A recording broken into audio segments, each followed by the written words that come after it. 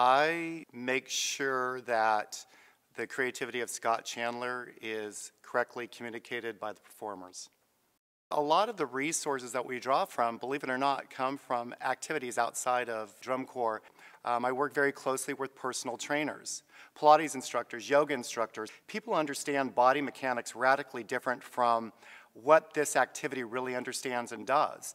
And you're actually going to see much of that reflected in this year's show. We started it a few years ago, but it's really the understanding of musculature, how it works, and how you can communicate with it. Movement has to be taught with emotion.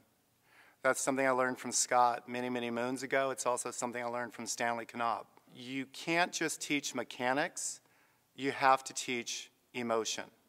And to understand pushing down hard, lifting up light and high, these are things that people want to teach by counts. You can't teach these things by counts. You have to teach them by emotion. You have to teach them by musculature. You have to teach them by breath. If you don't, it's not organic, it's fake.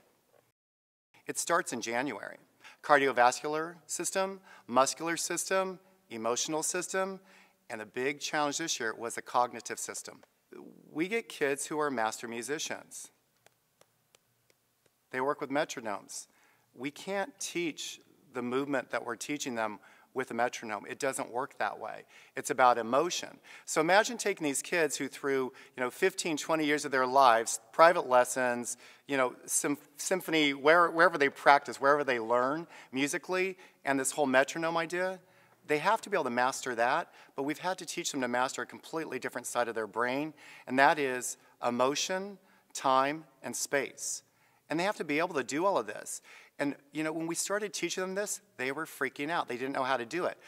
They would raise their hands. Where is my foot shape on count 2 and? I was like, we don't care.